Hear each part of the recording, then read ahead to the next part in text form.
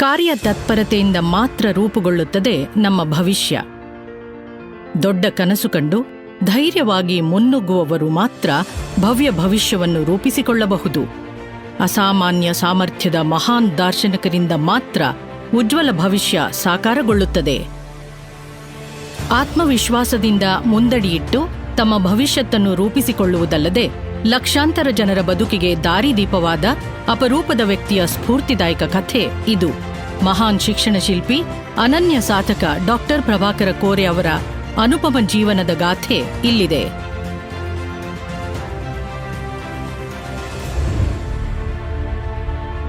Doctor Prabhakar Kore ಅವರು ಬೆಳಗಾವಿ ಜಿಲ್ಲೆಯ ಚಿಕ್ಕೋಡಿ ತಾಲೂಕಿನ ಒಂದು ಪುಟ್ಟ ಗ್ರಾಮ ಅಂಕಲಿಯಲ್ಲಿ ಜನಿಸಿದರು. ಆ ಪುಟ್ಟ ಕಂದನ ಮಿಂಚಿನ ಕಣ್ಣುಗಳಲ್ಲಿ ಮುಂದಿನ ದಿನಗಳಲ್ಲಿ ಬೃಹತ್ ಸಾಮಾಜಿಕ ಬದಲಾವಣೆ ತರುವ ದೂರದೃಷ್ಟಿ ಇರುವುದು ಅಂದು ಯಾರೂ ಊಹಿಸಿರಲಿಲ್ಲ. ಇವರ ತಂದೆ ಶ್ರೀ ಬಸವಪ್ರಭು ಕೋರೆಯವರು ಸಮಾಜದಲ್ಲಿ ಗೌರವಾನ್ವಿತ ವ್ಯಕ್ತಿಯಾಗಿದ್ದರು. ಓರ್ವ ಶ್ರೀಮಂತ ಉದ್ಯಮಿ, ಕೃಷಿಕರಷ್ಟೇ ಅಲ್ಲ, ಸ್ವಾತಂತ್ರ್ಯ ಹೋರಾಟಗಾರರೂ ಸಹ ಆಗಿದ್ದರು. ಪರೋಪಕಾರಿಗಳಾದ ಬಸವಪ್ರಭುಗಳು ಅತಿಥಿ ದೇವೋಭವ ಎಂಬ ನಾಣ್ಣುಡಿಗೆ ಅನ್ವರ್ಥವಾಗಿ ಬದುಕಿದವರು. ದಿನನಿತ್ಯ ಮನೆಗೆ ಬರುವ ಅಸಂಖ್ಯ ಅತಿಥಿಗಳಿಗೆ ತಪ್ಪದೇ ಅನ್ನದಾಸೋಹದ ವ್ಯವಸ್ಥೆ ಇರುತ್ತಿತ್ತು. ಪರಮ ಶಿವಭಕ್ತರಾದ ಬಸವಪ್ರಭು ಅವರು ಕುಟುಂಬ ಸಮೇತರಾಗಿ ಗೋಕರ್ಣ ಅಥವಾ ಪಂಢರಾಪುರಕ್ಕೆ ವರ್ಷದಲ್ಲಿ 2 ಬಾರಿಯಾದರೂ ಭೇಟಿ ನೀಡುತ್ತಿದ್ದರು. ಪ್ರಭಾಕರರ ತಾಯಿ ಶ್ರೀಮತಿ ಶಾರದಾ ಕೋರೆಯವರು ರಾಯಭಾಗದ ಪ್ರತಿಷ್ಠಿತ ಕುಟುಂಬದಿಂದ ಬಂದವರು. ಸಂಸ್ಕಾರವಂತ ಗೃಹಿಣಿಯಾಗಿ ಪತಿಯ ಎಲ್ಲಾ ಕಾರ್ಯಗಳಲ್ಲಿ ಬೆಂಬಲವಾಗಿ ನಿಂತಿದ್ದಲ್ಲದೆ ತಮ್ಮ ಮಕ್ಕಳು ವಿದ್ಯಾವಂತರಾಗಿ ಜೀವನದಲ್ಲಿ ಯಶಸ್ವಿಯಾಗಲು ಪ್ರೇರಕ ಶಕ್ತಿಯಾಗಿದ್ದರು. ಪುಟ್ಟ ಗ್ರಾಮ ಅಂಕಲಿಯಲ್ಲಿ ಪ್ರಭಾಕರರಿಗೆ ಅವರ ಬಾಲ್ಯದ ನಲಿವು, ಸುಖ, ಸಂತೋಷ ಎಲ್ಲವೂ ಸಿಕ್ಕಿತ್ತು. ಕಬ್ಬಿನ ಗದ್ದೆಯಲ್ಲಿ ಸ್ನೇಹಿತರೊಂದಿಗೆ ನಲಿದಾಡುವುದು, ತಮ್ಮ ಹೊಲದಲ್ಲಿಯೇ ಬೆಳೆದ ಜೋಳದಿಂದ ಮಾಡಿದ ಭಕ್ರಿಯನ್ನು ಸವಿಯುವುದು, ಹತ್ತಿರದ ಕೃಷ್ಣಾ ನದಿಯಲ್ಲಿ ಈಜುವುದು, ವಿವಿಧ ಗ್ರಾಮೀಣ ಕ್ರೀಡೆಗಳನ್ನು ಆಡುವುದು, ಹೀಗೆ ಬಾಲ್ಯದ ಆನಂದವನ್ನು ಅನುಭವಿಸಿದರು. ಬಾಲಕ ಪ್ರಭಾಕರರಿಗೆ ಚಲನಚಿತ್ರ ಮತ್ತು ಸಿನಿಮಾ ಸಂಗೀತದ ಮೇಲೆ ವಿಶೇಷ ಒಲವು. ಅದು ಟೆಂಟ್ ಸಿನಿಮಾಗಳ ಕಾಲ. ಸ್ನೇಹಿತರೊಂದಿಗೆ ಪ್ರಭಾಕರರು ಚಲನಚಿತ್ರಗಳ ಬ್ಯಾನರ್ಗಳನ್ನು ಹಿಡಿದು ಊರಲ್ಲೆಲ್ಲಾ ಪ್ರಚಾರ ಮಾಡುತ್ತಿದ್ದರು. ಇದಕ್ಕೆ ಪ್ರತಿಯಾಗಿ ಅವರಿಗೆ ಟೆಂಟ್ನಲ್ಲಿ ಉಚಿತವಾಗಿ ಸಿನಿಮಾ ನೋಡುವ ಅವಕಾಶ ಸಿಗುತ್ತಿತ್ತು. ರಜಾ ದಿನಗಳಲ್ಲಿ ಇತರೆ ಮಕ್ಕಳ ಹಾಗೆ ಪ್ರಭಾಕರರು ಹೊಲ ಗದ್ದೆಗಳಲ್ಲಿ ಕೆಲಸ ಮಾಡಿ ತಮ್ಮ ಕೈಲಾದ ಸಹಾಯವನ್ನ ಮಾಡುತ್ತಿದ್ದರು. ಅಂದಿನ ಕಾಲಘಟ್ಟದಲ್ಲಿ ಅಂಕಲಿ ಗ್ರಾಮದಲ್ಲಿ ವಿದ್ಯಾಭ್ಯಾಸಕ್ಕೆ ಸರಿಯಾದ ವ್ಯವಸ್ಥೆ ಇಲ್ಲದ ಕಾರಣ ಅಂಕಲಿಯ ಮಕ್ಕಳು ಶಿಕ್ಷಣದಿಂದ ವಂಚಿತರಾಗಿದ್ದರು. ಈ ಮಕ್ಕಳ ಉಜ್ವಲ ಭವಿಷ್ಯಕ್ಕಾಗಿ ಯಾರಾದರೂ ಒಬ್ಬರು ಕಾರ್ಯತತ್ಪರರಾಗಲೇಬೇಕಾಗಿತ್ತು. ಈ ವಾಸ್ತವವು ಪ್ರಭಾಕರರ ತಂದೆ ಬಸವಪ್ರಭುಗಳ ಮೇಲೆ ಬಹಳ ಪ್ರಭಾವ ಬೀರಿತು. ಆ ಕಾಲದಲ್ಲಿ ಈ ಭಾಗದಲ್ಲಿ ನಿತ್ಯದ ವ್ಯವಹಾರಕ್ಕಾಗಿ ಮರಾಠಿ ಭಾಷೆ ಬಳಸಲಾಗುತ್ತಿತ್ತು. ಇದನ್ನು ಮನಗಂಡ ಬಸವಪ್ರಭು ತಾವು ಕನ್ನಡ ಭಾಷಿಕರಾದರೂ ಸಹ ಒಂದು ಮರಾಠಿ ಮಾಧ್ಯಮ ಶಾಲೆಯನ್ನ ಆರಂಭಿಸಿದರು. ಮುಂದೆ ಈ ಶಾಲೆ ಬೆಳೆದು ಅಂಕಲಿಯ ಮೊಟ್ಟಮೊದಲ ಪ್ರೌಢಶಾಲೆ ಎಂಬ ಹೆಗ್ಗಳಿಕೆ ಪಡೆಯಿತು. ಬಸವಪ್ರಭುಗಳು ತಮ್ಮ ಪುತ್ರ ಪ್ರಭಾಕರರನ್ನ ಇದೇ ಶಾಲೆಗೆ ಸೇರಿಸಿದರು. ಈ ಶಾಲೆ ಚಿಕ್ಕದಾದರೂ ಮಕ್ಕಳಿಗೆ ಅತ್ಯುತ್ತಮ ಶಿಕ್ಷಣ ದೊರಕುತ್ತಿತ್ತು. ಸಮಭಾವದಿಂದ ನೋಡಲಾಗುತ್ತಿತ್ತು. ಪ್ರಭಾಕರ ಕೋರೆಯವರೂ ಸೇರಿದಂತೆ ಎಲ್ಲಾ ಮಕ್ಕಳು ಪ್ರತಿದಿನ ಬೆಳಿಗ್ಗೆ ಶಾಲೆಯನ್ನು ಸ್ವಚ್ಛಗೊಳಿಸಬೇಕಿತ್ತು. ಎಲ್ಲಾ ಮಕ್ಕಳು ಮಣ್ಣಿನ ನೆಲದ ಮೇಲೆ ಕುಳಿತೇ ಪಾಠ ಪ್ರವಚನ ಕಲಿಯಬೇಕಾಗಿತ್ತು.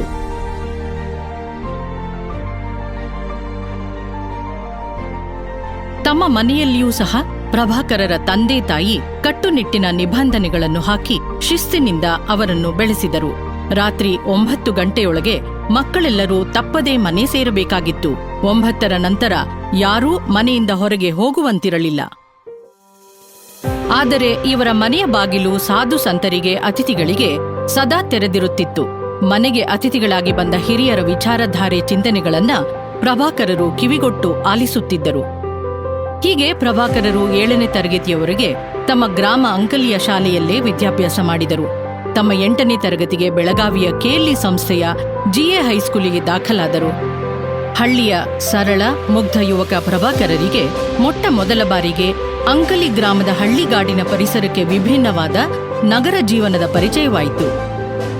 ಬೆಳಗಾವಿಯ ದಂಡು ಪ್ರದೇಶದ ಮನೆಯೊಂದರಲ್ಲಿ ಪೇಯಿಂಗ್ ಗೆಸ್ಟ್ ಆಗಿ ವಾಸ ಆರಂಭವಾಯಿತು.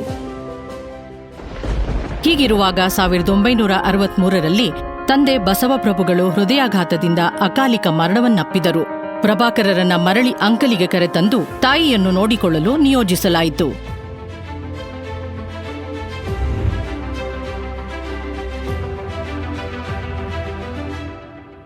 ಮುಂದೆ ಹೈಸ್ಕೂಲ್ ಮುಗಿಸಿ ಪ್ರಭಾಕರರು ಹೆಚ್ಚಿನ ಶಿಕ್ಷಣಕ್ಕಾಗಿ ಬೆಳಗಾವಿಯ ಗೋಗ್ಟೆ ಕಾಲೇಜ್ ಆಫ್ ಕಾಮರ್ಸ್ನಲ್ಲಿ ಪ್ರವೇಶ ಪಡೆದರು.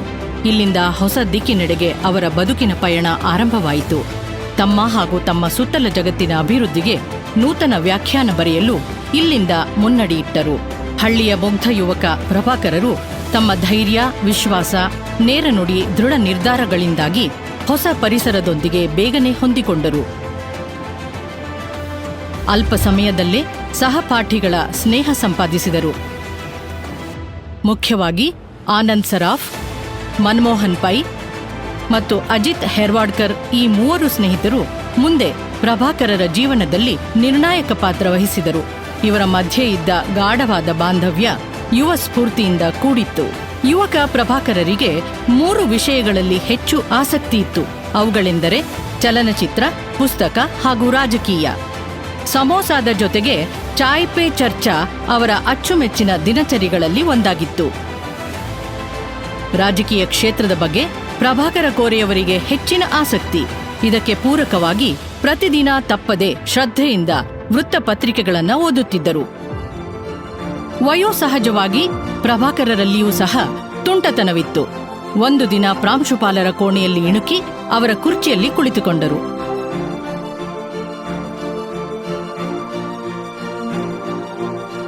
ಇದನ್ನು ಕಂಡು ಪ್ರಾಂಶುಪಾಲರು ಸಿಟ್ಟಾದರು. ಆಗ ಪ್ರಭಾಕರರು ಗಲಿಬಿಲಿಗೊಳ್ಳದೆ ಗಾಬರಿಯಾಗದೆ ಎಂದು ಶಾಂತವಾಗಿ ಉತ್ತರಿಸಿ ಅಲ್ಲಿಂದ ಹೊರ ನಡೆದರು. ಕನ್ನಡ ಸಂಘದ ಕಾರ್ಯ ಚಟುವಟಿಕೆಗಳು ಅವರಲ್ಲಿರುವ ನಾಯಕತ್ವದ ಗುಣಗಳನ್ನು ಗುರುತಿಸುವಲ್ಲಿ ನೆರವಾದವು. ರಾಜಕೀಯದ ಆಸಕ್ತಿ ಜೊತೆಗೆ ಹೊಸ ವಾತಾವರಣದಲ್ಲಿ ಕಲಿತ ಗುಣಲಕ್ಷಣಗಳೂ ಸೇರಿ ಅಲ್ಪ ಸಮಯದಲ್ಲೇ ಇವರೊಬ್ಬ ನುರಿತ ವಿದ್ಯಾರ್ಥಿ ನಾಯಕರಾಗಿ ನಂತರ ಜನಸಾಮಾನ್ಯರ ಜನಪ್ರಿಯ ನಾಯಕನಾಗಿ ಪರಿವರ್ತನೆ ಹೊಂದಲು ಸಾಧ್ಯವಾಯಿತು. ಆಗ 1966 ಗೋಗಟೆ ಕಾಲೇಜಿನ ವಿದ್ಯಾರ್ಥಿ ಪರಿಷತ್ ಪ್ರಧಾನ ಕಾರ್ಯದರ್ಶಿ ಹುದ್ದೆಗೆ ಚುನಾವಣೆ. ಮಾಜಿ ಕಾರ್ಯದರ್ಶಿ ಅಜಿತ್ ಹೆರ್ವಾಡ್ಕರ್ ಹಾಗೂ ಮೊದಲ ಬಾರಿಗೆ ಪ್ರಭಾಕರ ಕೋರೆಯವರು ನಾಮಪತ್ರ ಸಲ್ಲಿಸಿದ್ದರು. ಮೇಲ್ನೋಟಕ್ಕೆ ಕನ್ನಡ ಭಾಷಿಕ ಹಾಗೂ ಮರಾಠಿ ಭಾಷಿಕ ಸ್ನೇಹಿತರ ನಡುವಿನ ಹೋರಾಟ ಎಂಬಂತೆ ಕಾಣುತ್ತಿತ್ತು. ಆದರೆ ತೆರೆಮರೆಯಲ್ಲಿ ನಡೆದದ್ದೇ ಬೇರೆ. ಈ ಸ್ನೇಹಿತರ ಸೌಹಾರ್ದ ಸಂಬಂಧ ಹೇಗಿತ್ತೆಂದರೆ, ಮೊದಲೇ ನಿರ್ಧರಿಸಿದಂತೆ ಅಜಿತ್ ಅವರು ತಮ್ಮ ನಾಮಪತ್ರವನ್ನ ಹಿಂಪಡೆದರು. ಚುನಾವಣೆ ನಡೆಯದೆ ಪ್ರಭಾಕರ ಕೋರೆಯವರು ಅವಿರೋಧವಾಗಿ ಆಯ್ಕೆಯಾದರು. ಯುವಕರ ಈ ತಂತ್ರಗಾರಿಕೆ ಎಲ್ಲರನ್ನೂ ಅಚ್ಚರಿಗೊಳಿಸಿತು. ಹೀಗೆ ಗೋಗ್ಟೆ ಕಾಲೇಜಿನ ಇತಿಹಾಸದಲ್ಲಿಯೇ ಮೊಟ್ಟ ಮೊದಲ ಬಾರಿಗೆ ಕನ್ನಡ ಭಾಷಿಕ ಅಭ್ಯರ್ಥಿಯೊಬ್ಬರು ವಿದ್ಯಾರ್ಥಿ ಸಂಘದ ಪ್ರಧಾನ ಕಾರ್ಯದರ್ಶಿಯಾದರು. ಈ ಘಟನೆ ಈ ಸ್ನೇಹಿತರ ನಡುವಿನ ಪ್ರೀತಿ ಬಾಂಧವ್ಯ, ಭಾಷಾ ಸಂಬಂಧಗಳಿಗಿಂತ ಹೆಚ್ಚು ಎಂದು ತೋರಿಸಿಕೊಟ್ಟಿತು. ಪ್ರಭಾಕರ ಕೋರೆಯವರ ನಯ, ವಿನಯ, ರಾಜಕೀಯ ಸೂಕ್ಷ್ಮತೆಯ ಗುಣಗಳಿಂದಾಗಿ ಒಬ್ಬ ನಾಯಕನ ಉದಯವಾಯಿತು. ವಿದ್ಯಾರ್ಥಿ ಸಂಘದ ಪ್ರಧಾನ ಕಾರ್ಯದರ್ಶಿಯಾಗಿ ಯಾವುದೇ ಸಮಸ್ಯೆಯನ್ನ ಬಗೆಹರಿಸುವುದರಿಂದ ಹಿಡಿದು ವಿದ್ಯಾರ್ಥಿಗಳಿಗೆ ಬೃಹತ್ ಭಾರತ ದರ್ಶನ ಪ್ರವಾಸವನ್ನು ಅಚ್ಚುಕಟ್ಟಾಗಿ ಆಯೋಜಿಸಿ ನಿರ್ವಹಿಸುವಲ್ಲಿಯೂ ಯಶಸ್ವಿಯಾದರು. ಜಪಾನ್ ದೇಶದ ಓಸಾಕದಲ್ಲಿ ನಡೆದ ವಿದ್ಯಾರ್ಥಿ ಪರಿಷತ್ ಸಮಾವೇಶದ ಎಕ್ಸ್ಪೋದಲ್ಲಿ ಪಾಲ್ಗೊಂಡಿದ್ದು ಅವರ ಜೀವನದಲ್ಲಿ ಪ್ರಮುಖ ತಿರುವು ತಂದುಕೊಟ್ಟ ಸಂಗತಿ. ನಂತರ ಹಾಂಗ್ಕಾಂಗ್, ಮನಿಲಾ ಮತ್ತು ಸಿಂಗಾಪುರಕ್ಕೂ ಭೇಟಿ ಕೊಟ್ಟರು. ಜಪಾನ್ ದೇಶವು ಜವಳಿ ಮತ್ತು ಎಲೆಕ್ಟ್ರಾನಿಕ್ಸ್ ಕ್ಷೇತ್ರದ ತಾಂತ್ರಿಕತೆಯಲ್ಲಿ ಸಾಧಿಸಿರುವ ಪ್ರಗತಿ ಪ್ರಭಾಕರರ ಮೇಲೆ ಗಾಢವಾದ ಪ್ರಭಾವ ಬೀರಿತು. ವಿದೇಶ ಪ್ರಯಾಣವನ್ನು ಮುಗಿಸಿ ಹಿಂದಿರುಗಿದ ಪ್ರಭಾಕರ ಕೋರೆಯವರಿಗೆ ಅದ್ಭುತ ಸ್ವಾಗತ ದೊರೆಯಿತು. ಏಕೆಂದರೆ ಅಂಕಲಿ ಗ್ರಾಮದಿಂದ ವಿದೇಶ ಪ್ರಯಾಣ ಮಾಡಿದ ಮೊದಲ ವ್ಯಕ್ತಿ ಅವರಾಗಿದ್ದರು.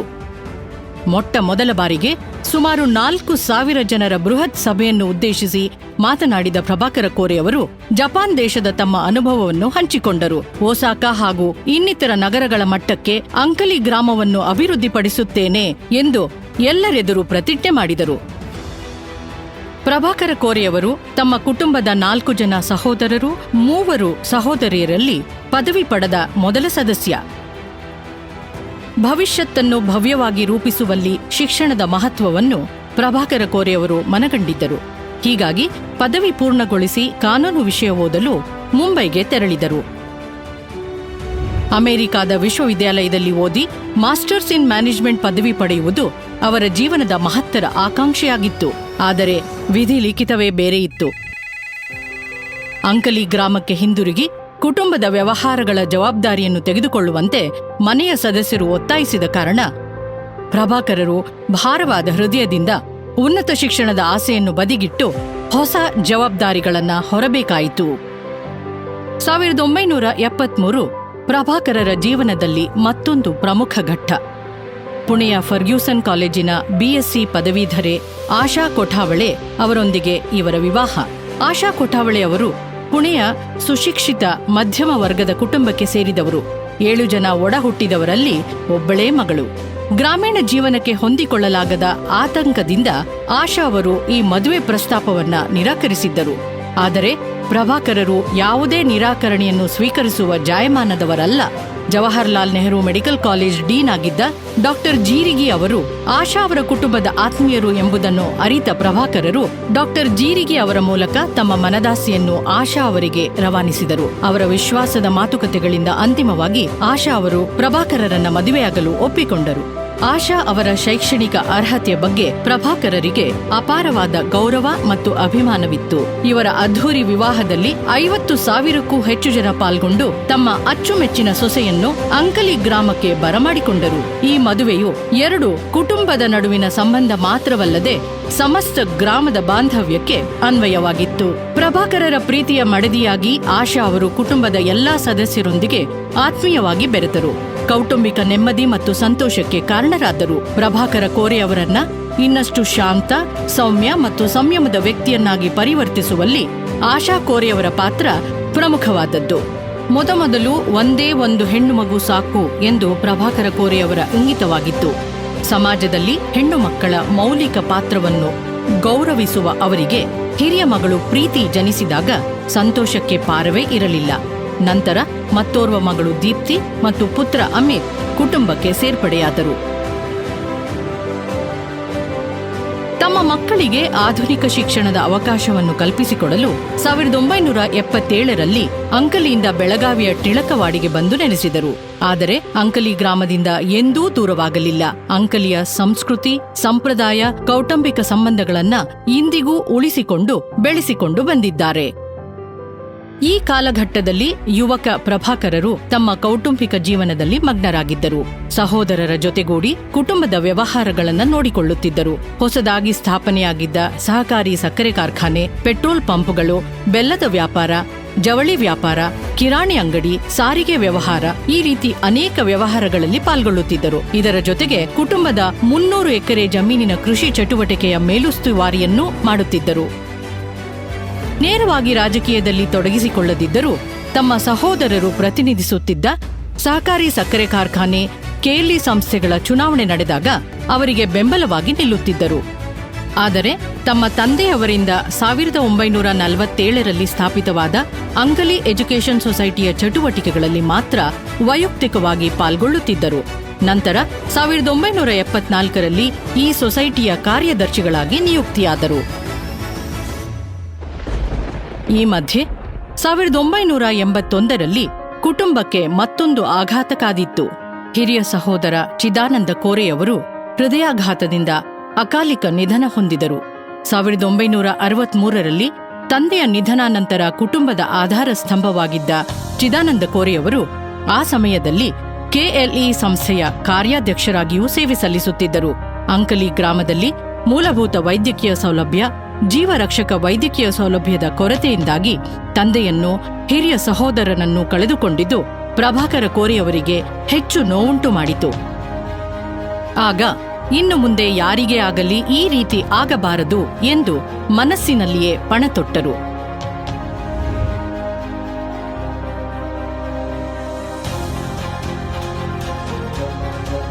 ಇತ್ತ ಚಿದಾನಂದ ಕೋರೆಯವರ ಅಕಾಲಿಕ ನಿಧನದಿಂದಾಗಿ 1916ರಿಂದ ಗುಣಮಟ್ಟದ ಶಿಕ್ಷಣವನ್ನು ನೀಡುತ್ತಾ ಬಂದಿದ್ದ ಕೆಎಲ್ಇ ಸಂಸ್ಥೆಯ ಆಡಳಿತ ಮಂಡಳಿಯಲ್ಲಿ ಶೂನ್ಯ ಆವರಿಸಿತು.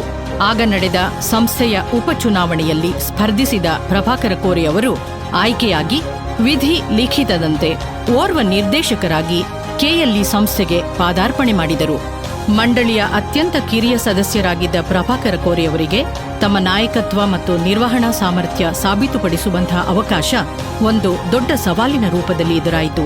ಬೆಂಗಳೂರಿನ ಕೆಎಲ್ಇ ನಿಜಲಿಂಗಪ್ಪ ಆರ್ಟ್ಸ್ ಕಾಲೇಜ್ ಆಗ ಒಂದು ಸಂಕಷ್ಟದಲ್ಲಿ ಸಿಲುಕಿತ್ತು. ಅಲ್ಲಿ ವಿದ್ಯಾರ್ಥಿ ಮತ್ತು ಶಿಕ್ಷಕರ ನಡುವೆ ಆಗಾಗ ಜಗಳ ಮತ್ತು ವಿದ್ಯಾರ್ಥಿ ಗುಂಪುಗಳ ನಡುವೆ ಘರ್ಷಣೆಗಳು ನಡೆದು ಕಾಲೇಜು ಸಂಪೂರ್ಣ ಅವನತಿಯ ಮಾರ್ಗ ಹಿಡಿದಿತ್ತು. ಈ ಸವಾಲಿನ ಜವಾಬ್ದಾರಿ ಹೊತ್ತು ಕೆಲವು ಕಠಿಣ ನಿರ್ಧಾರಗಳನ್ನು ತೆಗೆದುಕೊಂಡರು. ಕಾಲೇಜಿಗೆ ಸಮಸ್ಯೆಯಾಗಿದ್ದ ಪ್ರಾಧ್ಯಾಪಕರನ್ನ ತಕ್ಷಣವೇ ವಜಾಗೊಳಿಸಿದರು. ವಿದ್ಯಾರ್ಥಿಗಳ ಅಶಿಸ್ತಿನ ವರ್ತನೆ ಕಾರಣ ನೀಡಿ ರಾತ್ರಿ ಕಾಲೇಜನ್ನು ಮುಚ್ಚುವುದಾಗಿ ಪ್ರಕಟಿಸಿದರು. ಇದರ ಪರಿಣಾಮವಾಗಿ ವಿದ್ಯಾರ್ಥಿಗಳು ತಪ್ಪೊಪ್ಪಿಕೊಂಡು ತಮ್ಮ ಸಹಕಾರದ ಭರವಸೆ ನೀಡಿ ರಾತ್ರಿ ಕಾಲೇಜನ್ನು ಮುಚ್ಚದಿರುವಂತೆ ಮನವಿ ಸಲ್ಲಿಸಿದರು. ಹೀಗಾಗಿ ಕೇವಲ 3 ತಿಂಗಳಲ್ಲಿ ಸುಧಾರಣೆ ಕಂಡು ಕಾಲೇಜಿನ ಚಿತ್ರಣವೇ ಬದಲಾಗಿ ಹೋಯಿತು. ಇದು ಪ್ರಭಾಕರ ಕೋರೆಯವರ ಮೊದಲನೇ ಸಾಧನೆ. ಈ ಅಸಾಮಾನ್ಯ ಸಾಧನೆಗೆ ಎಲ್ಲರಿಂದ ಶ್ಲಾಘನೆ, ಮೆಚ್ಚುಗೆ ವ್ಯಕ್ತವಾಯಿತು.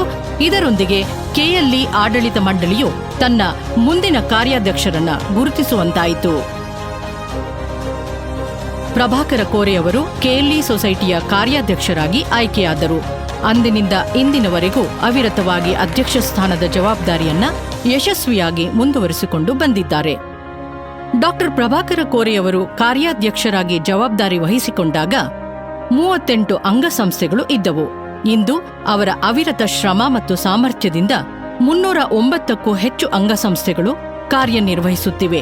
ಅಲ್ಲದೆ ಬೆಳಗಾವಿಯ KLE academy of higher education ಮತ್ತು ಹುಬ್ಬಳ್ಳಿಯ ಕೆಎಲ್ಇ ಟೆಕ್ನಾಲಜಿಕಲ್ ಯೂನಿವರ್ಸಿಟಿ ಹೆಸರಿನ 2 ವಿಶ್ವವಿದ್ಯಾಲಯಗಳು ತಲೆ ಎತ್ತಿವೆ.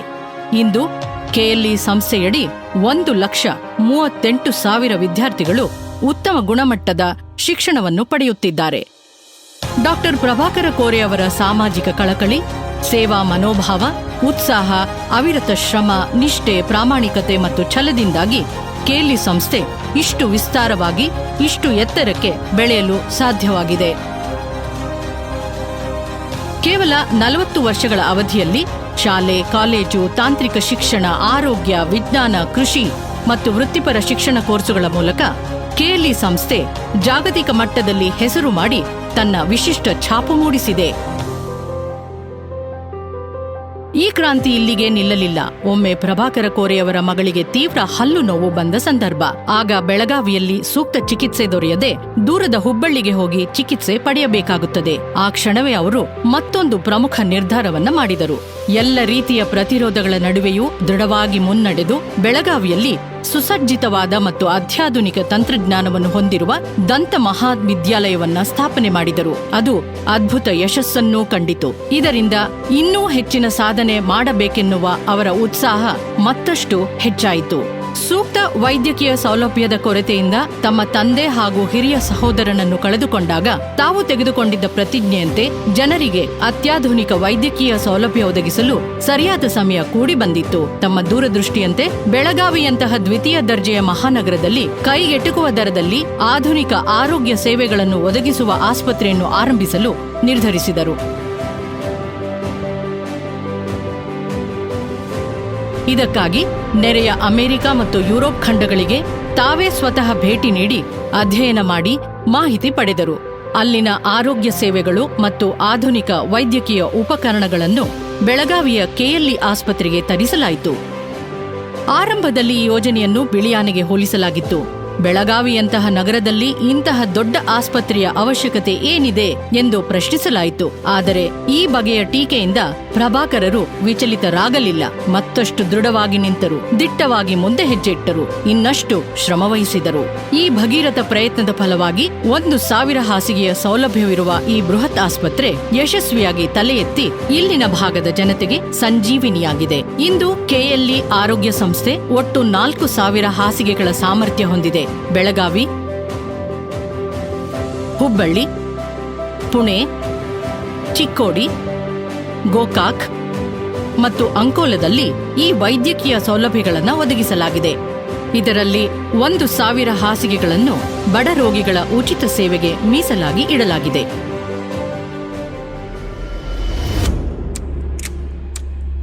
2006ರಲ್ಲಿ ಪ್ರಭಾಕರ ಕೋರೆಯವರಿಗೆ ಸಂಬಂಧಪಟ್ಟಂತೆ ಒಂದು ದುರ್ಘಟನೆ ನಡೆಯಿತು. ಡಾಕ್ಟರ್ ಕೋರೆ ಅವರ ಮೇಲೆ ಮಾರಣಾಂತಿಕ ದಾಳಿಯಾಯಿತು. ಗಾಯಾಳು ಕೋರೆಯವರ ಇಚ್ಛೆಯಂತೆ ತಾವೇ ಬೆಳಗಾವಿಯಲ್ಲಿ ಸ್ಥಾಪಿಸಿದ KLE ಆಸ್ಪತ್ರೆಗೆ ಚಿಕಿತ್ಸೆಗಾಗಿ ದಾಖಲಿಸಲಾಯಿತು. ಜೀವನ್ಮರಣದ ಮಧ್ಯೆ ಹೋರಾಟ ಮಾಡುತ್ತಿದ್ದ ಡಾಕ್ಟರ್ ಕೋರೆ ಅವರ ಚೇತರಿಕೆಗಾಗಿ ಇಡೀ KLE ಕುಟುಂಬ ಹಗಲು ರಾತ್ರಿ ಎನ್ನದೆ ಪ್ರಾರ್ಥಿಸಿತು. ತಮ್ಮ ದೃಢ ಸಂಕಲ್ಪ ಮತ್ತು ಹಿತೈಷಿಗಳ ಪ್ರಾರ್ಥನೆಯೊಂದಿಗೆ ಡಾಕ್ಟರ್ ಕೋರೆ ಅವರು ಸಂಪೂರ್ಣವಾಗಿ ಚೇತರಿಸಿಕೊಂಡರು. ಈ ದುರ್ಘಟನೆಯಿಂದ ಪ್ರಭಾಕರ ಕೋರೆಯವರೇನು ವಿಚಲಿತರಾಗಿಲ್ಲ, ಹಿಂದಿರುಗಿ ನೋಡಿಲ್ಲ, ಜೀವನದ ವೇಗ ತಗ್ಗಿಲ್ಲ. ಇದು ದೈವ ಕೊಟ್ಟ ಪುನರ್ಜನ್ಮವೆಂದು ತಿಳಿದು ಪ್ರತಿ ಕ್ಷಣವನ್ನು ಜನಸೇವೆಗೆ ಉಪಯೋಗಿಸಬೇಕೆಂಬ ದೃಢವಾದ ನಿರ್ಧಾರದಿಂದ ಮುನ್ನಡಿ ಇಡುತ್ತಿದ್ದಾರೆ. ಈ ಘಟನೆ ಇಡೀ ಕರ್ನಾಟಕ ರಾಜ್ಯವನ್ನ ಬೆಚ್ಚಿಬೀಳಿಸಿತು. ಪಕ್ಷಾತೀತವಾಗಿ ಎಲ್ಲಾ ರಾಜಕೀಯ ವ್ಯಕ್ತಿಗಳು ತಮ್ಮ ಕಳವಳವನ್ನ ವ್ಯಕ್ತಪಡಿಸಿದರು. ಖುದ್ದಾಗಿ ಭೇಟಿ ಮಾಡಿ ಆರೋಗ್ಯ ವಿಚಾರಿಸಿದರು. ರಾಜಕೀಯವಾಗಿ ಬೇರೆ ಪಕ್ಷದವರಾದರೂ ಅಂದಿನ ಮುಖ್ಯಮಂತ್ರಿ ಶ್ರೀ ಕುಮಾರಸ್ವಾಮಿ ಅವರು ಡಾಕ್ಟರ್ ಕೋರೆಯವರ ಸ್ವಗೃಹಕ್ಕೆ ಆಗಮಿಸಿ ಅವರಿಗೆ ರಾಜ್ಯೋತ್ಸವ ಪ್ರಶಸ್ತಿ ಪ್ರದಾನ ಮಾಡಿದರು. ಡಾಕ್ಟರ್ ಕೋರೆ ಅವರ ಕನಸಿನ ಸಾಕಾರವಾದ KLE JNMC ಮಹಿಳಾ ಮತ್ತು ಮಕ್ಕಳ ಆರೋಗ್ಯ ಸಂಶೋಧನಾ ಘಟಕ ಇಂದು WHO ಮಾನ್ಯತೆ ಪಡೆದ ಕೇಂದ್ರ. ಬಡ ಕುಟುಂಬಗಳ ತಾಯಂದಿರು ಮತ್ತು ನವಜಾತ ಶಿಶುಗಳ ಮರಣ ಮತ್ತು ಅಂಗವೈಕಲ್ಯದ ಪ್ರಕರಣಗಳನ್ನು ಆದಷ್ಟು ಕಡಿಮೆ ಮಾಡುವ ನಿಟ್ಟಿನಲ್ಲಿ ಇಲ್ಲಿ ಅನೇಕ ಸಂಶೋಧನೆಗಳು ನಡೆಯುತ್ತವೆ. ಈ ಸಂಶೋಧನೆಗಳ ಫಲ ಜಗತ್ತಿನಾದ್ಯಂತ ಉತ್ತಮ ಆರೋಗ್ಯ ನೀತಿ ರಚಿಸುವಲ್ಲಿ ಸಹಾಯಕವಾಗಿ ಸಾವಿರಾರು ಜೀವಗಳ ರಕ್ಷಣೆಯಾಗಿದೆ. ಕೃಷಿ ತಂತ್ರಜ್ಞಾನ ಮತ್ತು ಆಧುನಿಕ ಕೃಷಿ ವಿಧಾನಗಳಲ್ಲಿ ರೈತರ ಮಕ್ಕಳಿಗೆ ತರಬೇತಿ ನೀಡಲು ಡಾಕ್ಟರ್ ಕೋರೆ 1999ರಲ್ಲಿ ICAR KLE ಕೃಷಿ ವಿಜ್ಞಾನ ತರಬೇತಿ ಮತ್ತು ಸಂಶೋಧನಾ ಕೇಂದ್ರ ಸ್ಥಾಪಿಸಿದರು. ಈ ಕೇಂದ್ರವು ಫೀಲ್ಡ್ ಟ್ರಯಲ್ಸ್ ನಡೆಸುತ್ತದೆ, ಡಿಜಿಟಲ್ ಮಾಧ್ಯಮದ ಮೂಲಕ ಸಲಹೆಗಳನ್ನು ನೀಡುತ್ತದೆ, ಹೈನುಗಾರಿಕೆ, ಜೇನು ಸಾಕಣೆ, ಎರೆಹುಳು ಗೊಬ್ಬರ ತಯಾರಿಕೆ ಹೀಗೆ ಹಲವಾರು ವಿಭಾಗಗಳಲ್ಲಿ ತರಬೇತಿ ನೀಡುತ್ತದೆ. ಅಲ್ಲದೆ ಕೃಷಿ ಉತ್ಪನ್ನಗಳ ಸುಗಮ ಮಾರಾಟಕ್ಕೂ ಸಹ ಸಹಾಯ ಮಾಡುತ್ತದೆ. ಭಾರತ ಸರ್ಕಾರ ನೀಡಿದ ಅನುದಾನಕ್ಕೆ 2 ಕೋಟಿ ರೂಪಾಯಿಗಳನ್ನು ಹೆಚ್ಚುವರಿಯಾಗಿ ಸೇರಿಸಿ ಏಕಕಾಲಕ್ಕೆ 100ಕ್ಕೂ ಹೆಚ್ಚು ರೈತರಿಗೆ ವಸತಿ ಕಲ್ಪಿಸುವ ರೈತರ ವಸತಿ ನಿಲಯವನ್ನ KVK ಆವರಣದಲ್ಲಿ ನಿರ್ಮಿಸಲಾಗಿದೆ. ಈ ಕೇಂದ್ರದಿಂದ 10,000ಕ್ಕೂ ಹೆಚ್ಚು ರೈತರು ಮಣ್ಣು ಮತ್ತು ನೀರು ಪರೀಕ್ಷಾ ಸೇವೆಗಳ ಲಾಭವನ್ನು ಪಡೆಯುತ್ತಾರೆ. ರೈತರಿಗೆ ಬೀಜ, ರಸಗೊಬ್ಬರ, ಸಸಿಗಳು, ಎಲೆ ಸಿಂಪಡಣೆ ಇತ್ಯಾದಿಗಳಿಗೆ ಚಿದಾನಂದ ಬಸವಪ್ರಭು ಕೋರೆ ಸಕ್ಕರೆ ಕಾರ್ಖಾನೆಯ ಕಿಸಾನ್ ಬಜಾರ್ನಿಂದ ಸಾಲ ಸೌಲಭ್ಯವನ್ನ ಒದಗಿಸಲಾಗುತ್ತದೆ. ಡಾಕ್ಟರ್ ಪ್ರಭಾಕರ ಕೋರೆ ಅವರ 25 ವರ್ಷಗಳ ಅವಿರತ ಸತತ ಪ್ರಯತ್ನದಿಂದ ಕರ್ನಾಟಕ ಸರ್ಕಾರದ ಯೋಜನೆಯಡಿಯಲ್ಲಿ 37 ಕೋಟಿ ರೂಪಾಯಿ ಮೊತ್ತದ ನಮ್ಮೂರ ಬಾಂದಾರ ತಲೆ ಎತ್ತಿದೆ. ಇದರಿಂದ ಸುತ್ತಮುತ್ತಲಿನ ದಿಗ್ಗೇವಾಡಿ, ಭಾವನಸವದತ್ತಿ, ನಸಲಾಪುರ, ಮಾಂಜರಿ, ಅಂಕಲಿ, ಕಲ್ಲೋಳಿ ಮತ್ತಿತರ ಸುತ್ತಮುತ್ತಲಿನ ಹಳ್ಳಿಗಳ 50,000 ಎಕರೆ ಪ್ರದೇಶಕ್ಕೆ ನೀರಾವರಿ ಸೌಲಭ್ಯ ಒದಗುತ್ತದೆ. 2017ರಲ್ಲಿ ಬರಗಾಲದಿಂದಾಗಿ ತೀವ್ರ ಸಂಕಷ್ಟಕ್ಕೆ ಸಿಲುಕಿ ಎಳಿ, ಮುನವಳ್ಳಿ, ಹುಕ್ಕೇರಿ ಹಾಗೂ ಸಮೀಪದ ಇನ್ನಿತರ ಗ್ರಾಮಗಳ ಪ್ರಗತಿಪರ ರೈತರು ಒಟ್ಟುಗೂಡಿ ಇಸ್ರೇಲ್ ದೇಶದ ಮಾದರಿ ಬೃಹತ್ ಹನಿ ನೀರಾವರಿ ಮತ್ತು ಉನ್ನತ ತಂತ್ರಜ್ಞಾನದ ಕೃಷಿ ಪದ್ಧತಿಯನ್ನು ಅಳವಡಿಸಿಕೊಳ್ಳಲು ತಯಾರಿ ಮಾಡಿಕೊಂಡರು. ಆದರೆ ಬಹುತೇಕ ರಾಷ್ಟ್ರೀಕೃತ ಬ್ಯಾಂಕ್ಗಳು ಈ ಯೋಜನೆಗೆ ಸಾಲ ನೀಡಲು ನಿರಾಕರಿಸಿದವು. ಹೀಗಾಗಿ ಈ ರೈತರು ಡಾಕ್ಟರ್ ಕೋರೆ ಅವರನ್ನ ಸಂಪರ್ಕಿಸಿದರು.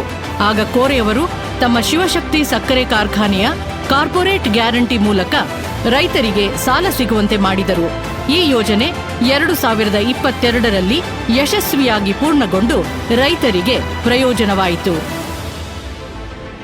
ಅಂತೆಯೇ ಡಾಕ್ಟರ್ ಪ್ರಭಾಕರ ಕೋರೆ ಅವರು ರಾಣಿ ಚೆನ್ನಮ್ಮ ಮಹಿಳಾ ಸಹಕಾರಿ ಬ್ಯಾಂಕ್ನ ಸ್ಥಾಪನೆ ಮತ್ತು ಅಭಿವೃದ್ಧಿಯಲ್ಲಿ ಪ್ರಮುಖ ಪಾತ್ರ ವಹಿಸಿದ್ದಾರೆ.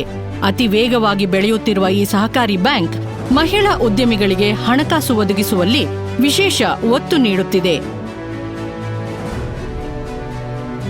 ಡಾಕ್ಟರ್ ಪ್ರಭಾಕರ ಕೋರೆ ಅವರು KLE ಸ್ವಶಕ್ತಿ ಮಹಿಳಾ ಸಬಲೀಕರಣದ ಘಟಕದ ಪೋಷಕರು ಹಾಗೂ ಮಾರ್ಗದರ್ಶಕರು. ಈ ಘಟಕವು ಕೇಲಿ ಸಂಸ್ಥೆಯ ಒಳಗೆ ಮತ್ತು ಹೊರಗೆ ಮಹಿಳೆಯರ ಸಬಲೀಕರಣಕ್ಕೆ ಬೆಂಬಲವಾಗಿದೆ. ಆರ್ಥಿಕವಾಗಿ ಹಿಂದುಳಿದಿರುವ ಹೆಣ್ಣು ಮಕ್ಕಳ ಸಬಲೀಕರಣಕ್ಕಾಗಿ ಡಾಕ್ಟರ್ ಕೋರೆಯವರು ಸಿ ಮತ್ತು ಡಿ ವರ್ಗದ ಉದ್ಯೋಗಿಗಳ ತಲಾ 1 ಹೆಣ್ಣು ಮಗುವಿಗೆ ಪೂರ್ವ ಪ್ರಾಥಮಿಕದಿಂದ ಹಿಡಿದು ಉನ್ನತ ಶಿಕ್ಷಣದವರೆಗೆ ಉಚಿತ ಶಿಕ್ಷಣದ ವ್ಯವಸ್ಥೆ ಮಾಡಿದ್ದಾರೆ. ಕರ್ನಾಟಕ ಗ್ರಾಮೀಣ ಪ್ರದೇಶದ ವೀರಶೈವ ಲಿಂಗಾಯತ ಸಮುದಾಯಕ್ಕೆ ಸೇರಿದ ಹೆಣ್ಣು ಮಕ್ಕಳಿಗೆ ಉನ್ನತ ಶಿಕ್ಷಣ ಪಡೆಯಲು ಅನುವಾಗುವಂತೆ ಬೆಳಗಾವಿಯಲ್ಲಿ ಹಾಸ್ಟೆಲ್ ಸ್ಥಾಪನೆ ಮಾಡಿ ವಿದ್ಯಾರ್ಥಿನಿಯರಿಗೆ ಉಚಿತ ವಸತಿ ಮತ್ತು ಊಟದ ವ್ಯವಸ್ಥೆ ಮಾಡಿದ್ದಾರೆ.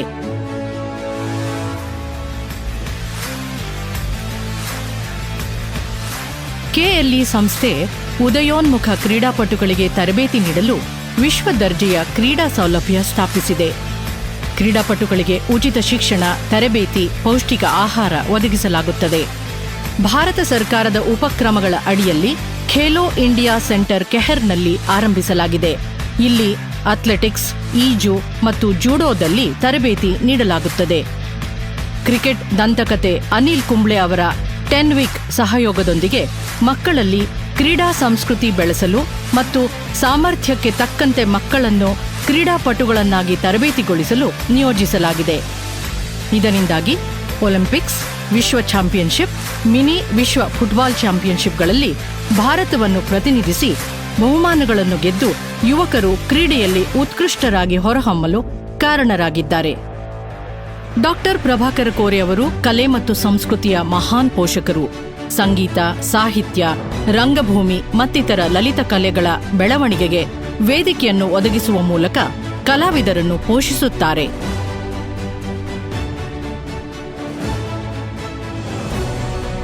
ನಮ್ಮ ಡಾಕ್ಟರ್ ಪ್ರಭಾಕರ ಕೋರೆ ಅವರು ಸ್ಥಾಪಿಸಿದ ಕೆಎಲ್ಇ ಸಂಗೀತ ಶಾಲೆ ಪದ್ಮವಿಭೂಷಣ ಶ್ರೀಮತಿ ಗಂಗೂಬಾಯಿ ಹಾನಗಲ್ ಅವರ ಅಮೃತ ಹಸ್ತದಿಂದ ಉದ್ಘಾಟನೆಗೊಂಡಿತು.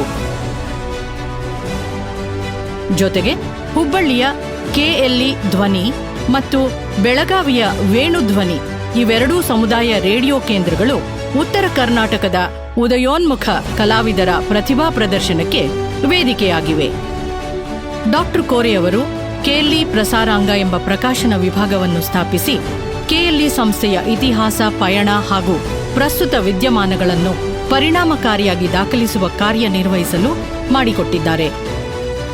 ಡಾಕ್ಟರ್ ಪ್ರಭಾಕರ ಕೋರೆ ಹಲವಾರು ಕವಿಗಳು, ಲೇಖಕರು ಮತ್ತು ರಂಗಭೂಮಿ ಕಲಾವಿದರನ್ನ ಆದರಿಸಿ, ಗೌರವಿಸಿ, ಅಭಿನಂದಿಸಿದ್ದಾರೆ.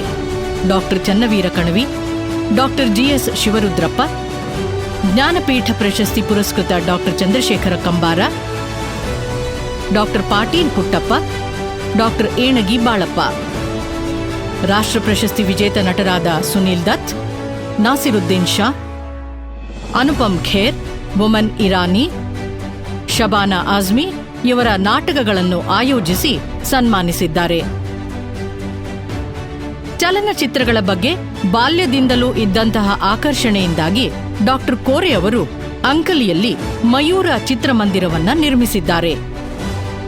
ಕನ್ನಡದ ಹೆಸರಾಂತ ನಟರಾದ ಜಯಪ್ರದ, ರಾಘವೇಂದ್ರ ರಾಜ್ಕುಮಾರ್, ವಿಷ್ಣುವರ್ಧನ್, ಭಾರತಿ, ಜಯಮಾಲಾ, ರಾಷ್ಟ್ರ ಪ್ರಶಸ್ತಿ ವಿಜೇತ ನಿರ್ದೇಶಕ ನಾಗತಿಹಳ್ಳಿ ಚಂದ್ರಶೇಖರ್, ಬಾಲಿವುಡ್ ನಟರಾದ ಅಮಿತಾಬ್ ಬಚ್ಚನ್, ಮಾಧುರಿ ದೀಕ್ಷಿತ್, ಐಶ್ವರ್ಯ ರೈ ಬಚ್ಚನ್, ಕರೀನಾ ಕಪೂರ್, ಸುಪ್ರಸಿದ್ಧ ಸಂಗೀತಗಾರರಾದ ಶಂಕರ್ ಮಹಾದೇವನ್, ವಿಜಯ್ ಪ್ರಕಾಶ್ ಹೀಗೆ ಹಲವಾರು ಕಲಾವಿದರ ಜೊತೆ ಭೇಟಿಯಲ್ಲಿ ಸಂವಾದ ನಡೆಸಿದ್ದಾರೆ. ನಮ್ಮ ಮಾತೃಭಾಷೆ ಕನ್ನಡ, ನಮ್ಮ ಕಲೆ, ಸಂಸ್ಕೃತಿ ಮತ್ತು ಸಂಪ್ರದಾಯಗಳು ಡಾಕ್ಟರ್ ಕೋರೆ ಅವರ ಜೀವನ ಮತ್ತು ಚಿಂತನೆಗಳಲ್ಲಿ ವಿಶೇಷ ಸ್ಥಾನವನ್ನ ಪಡೆದಿವೆ.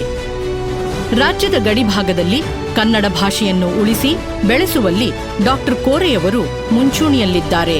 ನಿಪ್ಪಾಣಿ, ಅಂಕಲಿ, ಅಥಣಿ, ಯಡ್ರಾವ, ಕೆರೂರಿನಲ್ಲಿ ಹಲವಾರು ಕನ್ನಡ ಮಾಧ್ಯಮ ಶಾಲೆಗಳನ್ನು ಸ್ಥಾಪಿಸಿದ್ದಾರೆ. ಕನ್ನಡ ಸಾಹಿತ್ಯ ಸಮ್ಮೇಳನಗಳನ್ನು ಆಯೋಜಿಸುವಲ್ಲಿ ಪ್ರಮುಖ ಪಾತ್ರ ವಹಿಸಿದ್ದಾರೆ. 2011ರಲ್ಲಿ ವಿಶ್ವ ಕನ್ನಡ ಸಮ್ಮೇಳನವನ್ನು ಬೆಳಗಾವಿಯಲ್ಲಿ ಆಯೋಜಿಸಲು ಡಾಕ್ಟರ್ ಕೋರೆ ಪ್ರೇರಕ ಶಕ್ತಿಯಾಗಿದ್ದರು. ರಾಜ್ಯ, ದೇಶ, ವಿದೇಶಗಳಿಂದ ಲಕ್ಷಾಂತರ ಜನ ಆಗಮಿಸಿದ್ದರು. ಪ್ರಮುಖ ರಾಜಕೀಯ ವ್ಯಕ್ತಿಗಳು, ಕೈಗಾರಿಕೋದ್ಯಮಿಗಳು, ಸಾಹಿತಿಗಳು, ಕಲಾವಿದರು ಕರ್ನಾಟಕದ ಶ್ರೀಮಂತ ಸಂಸ್ಕೃತಿ, ಸಂಪ್ರದಾಯ, ಸಾಹಿತ್ಯ, ಜಾನಪದ ಕಲೆ ಮತ್ತು ಇತಿಹಾಸದ ವೈಭವವನ್ನು ಒಟ್ಟಾಗಿ ಆಚರಿಸಲು ಆಗಮಿಸಿದ್ದರು.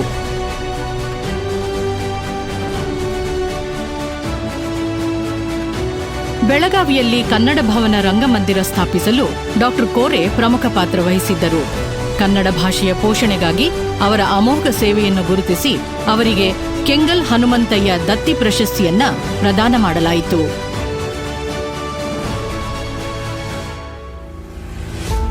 ಡಾಕ್ಟರ್ ಕೋರೆ ಅವರು ತಮ್ಮನ್ನು ತಾವು ಜನಸಾಮಾನ್ಯರ ಜೊತೆಯೇ ಗುರುತಿಸಿಕೊಂಡಿದ್ದಾರೆ. ಶ್ರೀಸಾಮಾನ್ಯರ ಹಿತಾಸಕ್ತಿ ಕಾಪಾಡುವುದೇ ಇವರ ಮೊದಲ ಆದ್ಯತೆ.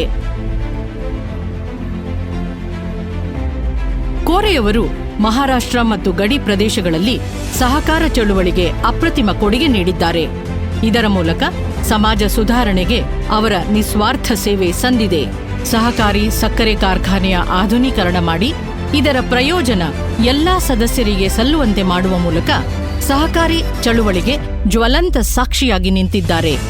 ಅಂಕಲಿ ರಾಯಭಾಗ ರಸ್ತೆಯಲ್ಲಿ ಅತ್ಯಾಧುನಿಕ ಶಿವಶಕ್ತಿ ಶುಗರ್ಸ್ ಎಂಬ ಸಕ್ಕರೆ ಕಾರ್ಖಾನೆಯನ್ನು ಸಹ ಸ್ಥಾಪಿಸಿದ್ದಾರೆ.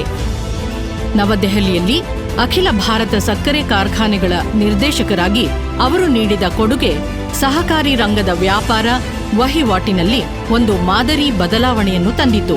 ಈ ಬದಲಾವಣೆ ಪ್ರಮುಖ ನಾಯಕರ ಮತ್ತು ಸಹಕಾರ ರಂಗದ ಫಲಾನುಭವಿಗಳ ಮೆಚ್ಚುಗೆಗೆ ಪಾತ್ರವಾಯಿತು. ಅಷ್ಟೇ ಅಲ್ಲ, ವಿಶ್ವಾಸ ನಂಬಿಕೆಗಳನ್ನೂ ಮೂಡಿಸಿತು. ಡಾಕ್ಟರ್ ಕೋರೆ ಈ ಸಹಕಾರ ಚಳುವಳಿಯನ್ನು ಕೇವಲ ಸಕ್ಕರೆ ಉದ್ಯಮಕ್ಕೆ ಮೀಸಲಿಡದೆ ಇತರೆ ರಂಗಗಳಿಗೂ ವಿಸ್ತರಿಸಿದ್ದಾರೆ. ಇವರು ಆರಂಭಿಸಿದ ಹಲವಾರು ಸಹಕಾರಿ ಬ್ಯಾಂಕುಗಳು ಇವರ ಮೇಲಿನ ನಂಬಿಕೆ ವಿಶ್ವಾಸದಿಂದಾಗಿ ಠೇವಣಿದಾರರನ್ನು, ಹೂಡಿಕೆದಾರರನ್ನು ಸೆಳೆಯುತ್ತಿವೆ. ರಾಜಕೀಯ ರಂಗವು ಎಂದಿಗೂ ಡಾಕ್ಟರ್ ಕೋರೆಯವರ ಮೊದಲ ಆದ್ಯತೆಯಾಗಿತ್ತು. ಕಾಲೇಜು ವಿದ್ಯಾರ್ಥಿಯಾಗಿದ್ದಾಗಲೇ ರಾಜಕೀಯದಲ್ಲಿ ತಮಗೆ ಒಲವು ಇರುವುದನ್ನು ಅರ್ಥ ಮಾಡಿಕೊಂಡಿದ್ದರು. ರಾಜಕೀಯವು ದೇಶದ ಭವಿಷ್ಯತ್ತನ್ನು ರೂಪಿಸುವಲ್ಲಿ ಪ್ರಮುಖ ಪಾತ್ರ ವಹಿಸುತ್ತದೆ ಎಂಬುದನ್ನು ಅರಿತಿದ್ದರು. ಏಕೀಕೃತ ಕರ್ನಾಟಕದ ಮೊದಲ ಮುಖ್ಯಮಂತ್ರಿ ಶ್ರೀ ಎಸ್ ನಿಜಲಿಂಗಪ್ಪ ಅವರನ್ನು ತಮ್ಮ ರಾಜಕೀಯ ಗುರು ಎಂದು ಸ್ವೀಕರಿಸಿ ಅವರ ಮಾರ್ಗದರ್ಶನದಲ್ಲಿ ವೇಗವಾಗಿ ನಿರ್ದಿಷ್ಟ ಪಥದಲ್ಲಿ ದಾಪುಗಾಲು ಇಟ್ಟರು. ರಾಜ್ಯಸಭಾ ಸದಸ್ಯರಾಗಿ 3 ಅವಧಿಗೆ ಸೇವೆ ಸಲ್ಲಿಸಿದ್ದಾರೆ. ಹಲವಾರು ಸಂಸದೀಯ ಸಮಿತಿಗಳ ಸದಸ್ಯರಾಗಿ ಸಕ್ರಿಯವಾಗಿ ತೊಡಗಿಸಿಕೊಂಡು ಗಮನಾರ್ಹ ಕೊಡುಗೆ ನೀಡಿದ್ದಾರೆ. ಹಲವಾರು ಅಂತಾರಾಷ್ಟ್ರೀಯ ನಿಯೋಗಗಳ ಅಧಿಕೃತ ಸದಸ್ಯರಾಗಿ ಹೊಸ ಅನುಭವಗಳನ್ನ, ಹೊಸ ಸ್ಫೂರ್ತಿಯನ್ನ ಪಡೆದುಕೊಂಡಿದ್ದಾರೆ. 2001ರಿಂದ 2007ರ ಅವಧಿಯಲ್ಲಿ ಕರ್ನಾಟಕ ವಿಧಾನ ಪರಿಷತ್ತಿನ ಸದಸ್ಯರಾಗಿ ಸಾರ್ಥಕ ಸೇವೆ ಸಲ್ಲಿಸಿದ್ದಾರೆ. ರಾಜಧಾನಿ ಬೆಂಗಳೂರಿನ ನಂತರ ಬೆಳಗಾವಿಯನ್ನು ಕರ್ನಾಟಕದ 2ನೇ ರಾಜಧಾನಿಯಾಗಿ ಮಾಡುವಲ್ಲಿ ಡಾಕ್ಟರ್ ಕೋರೆ ನಿರ್ಣಾಯಕ ಪಾತ್ರ ವಹಿಸಿದರು. ರಾಜ್ಯ ವಿಧಾನಸಭೆಯ ಚಳಿಗಾಲದ 2 ಅಧಿವೇಶನಗಳನ್ನು ಬೆಳಗಾವಿಯ ಕೆಎಲ್ಇ ಜೆಎನ್ ವೈದ್ಯಕೀಯ ಕಾಲೇಜು ಕ್ಯಾಂಪಸ್ನಲ್ಲಿ ನಡೆಸುವಲ್ಲಿ ಯಶಸ್ವಿಯಾದರು. ಅವರ ಅನನ್ಯ ಕೊಡುಗೆಯನ್ನು ಗಮನಿಸಿ ರಾಜ್ಯ ಸರ್ಕಾರ ಒಂದು ಅಧಿವೇಶನದ ಅಧ್ಯಕ್ಷತೆಯ ಸನ್ಮಾನ ನೀಡಿ ಗೌರವಿಸಿತು. ಈ ಅಧಿವೇಶನಗಳಿಂದಾಗಿ ಉತ್ತರ ಕರ್ನಾಟಕದ ಅಭಿವೃದ್ಧಿಯ ಮೇಲೆ ವಿಶೇಷ ಪರಿಣಾಮ ಬೀರಿತು. ಹೀಗೆ ಆರಂಭ ಮಾಡಿ ಪ್ರತಿ ವರ್ಷ ಚಳಿಗಾಲದ ಅಧಿವೇಶನ ಬೆಳಗಾವಿಯಲ್ಲಿ ನಡೆಯುವಂತೆ ನಾಂದಿ ಹಾಡಿದರು.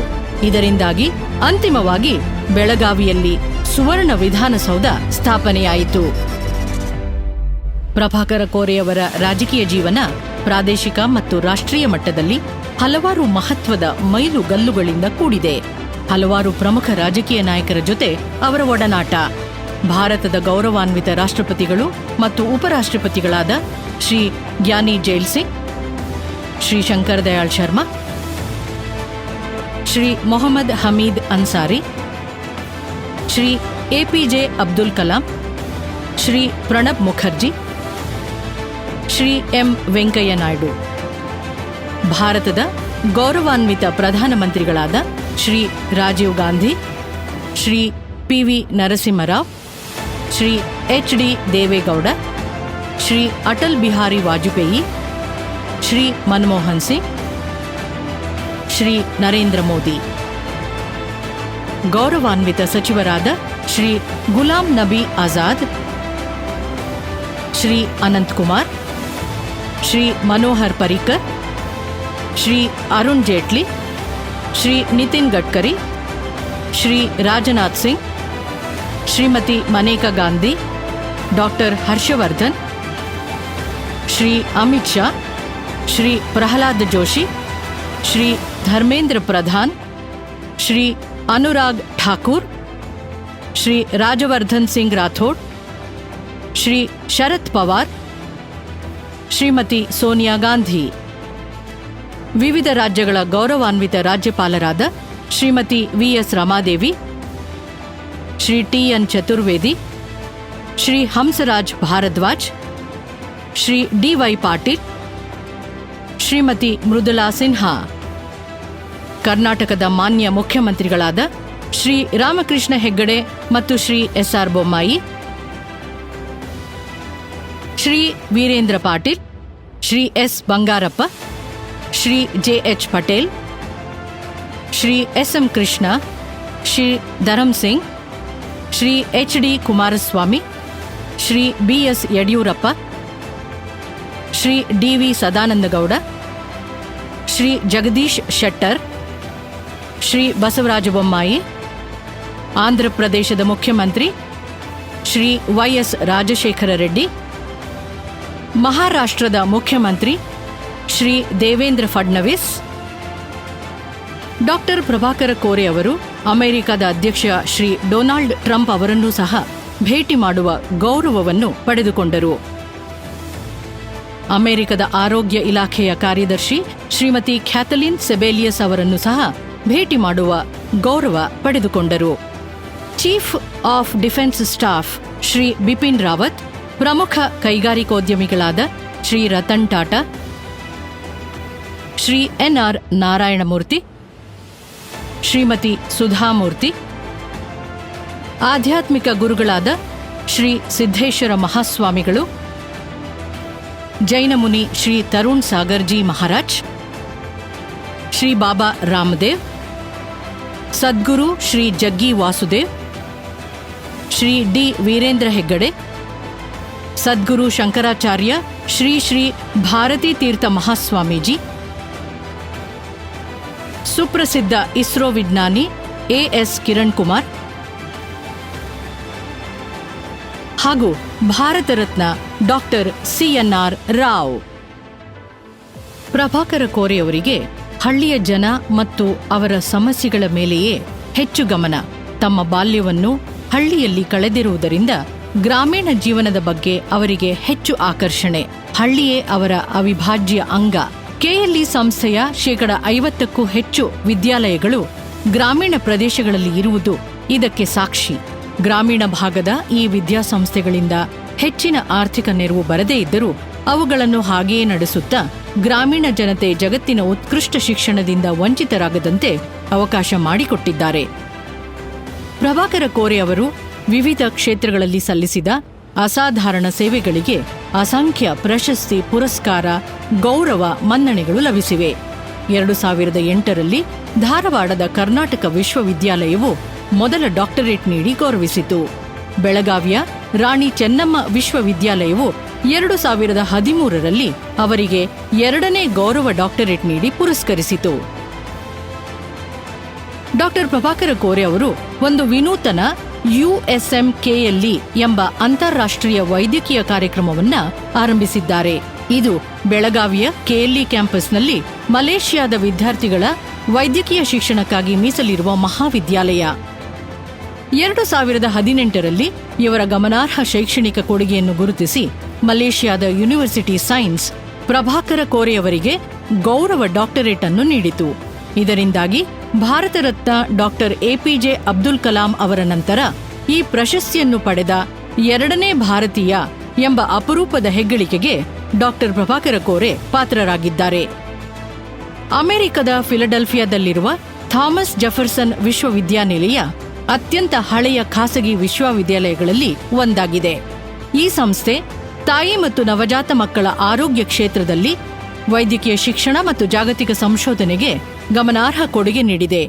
2018ರಲ್ಲಿ TJU ವಿಶ್ವವಿದ್ಯಾಲಯ ಡಾಕ್ಟರ್ ಪ್ರಭಾಕರ ಕೋರೆ ಅವರಿಗೆ ಗೌರವ ಡಾಕ್ಟರೇಟ್ ನೀಡಿ ಸನ್ಮಾನಿಸಿತು.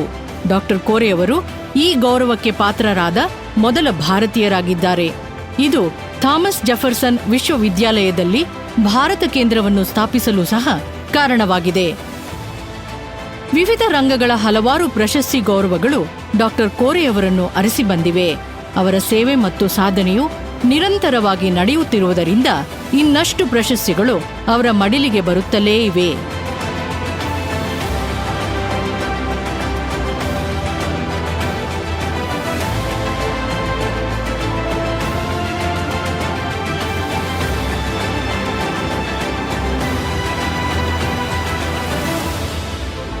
ಆದರೆ ಈ ರೀತಿ ಬೃಹತ್ ಕನಸುಗಳನ್ನು ಕಂಡು ಅವುಗಳನ್ನು ಸಾಕಾರಗೊಳಿಸುವುದು ದಂತಕಥೆಯಾದ ಪ್ರಭಾಕರ ಕೋರೆಯವರಿಂದ ಮಾತ್ರ ಸಾಧ್ಯ. So young man, what did you learn from this book? Sir, if we really want to see a bright tomorrow, we must constantly pursue our dreams with determination. But remember 3 things: never stop dreaming big, never stop learning, and most important, never stop moving ahead. Yes, sir. Good. ತಮ್ಮ 75ರ ಹರೆಯದಲ್ಲೂ ದಣಿವರೆಯದ doctor Prabhakar ಕೋರೆ ನಾವೆಲ್ಲರೂ ಹೆಮ್ಮೆ ಪಡುವಂತಹ ಹೊಸ ನಾಳೆಯನ್ನು ತೆರೆದಿಡುವ ಆಶಾವಾದವನ್ನು ಹೊಂದಿದ್ದಾರೆ. ನಮ್ಮೆಲ್ಲರ ಹೆಮ್ಮೆಯ ನೆಚ್ಚಿನ ನಾಯಕರಾದ ಭಾರತದ ಅನರ್ಘ್ಯ ರತ್ನವಾದ ಡಾಕ್ಟರ್ ಪ್ರಭಾಕರ ಕೋರೆ ಅವರ ಅಮೃತ ಮಹೋತ್ಸವವನ್ನು ಆಚರಿಸಲು ಬಹಳ ಸಂತೋಷವೆನಿಸುತ್ತದೆ.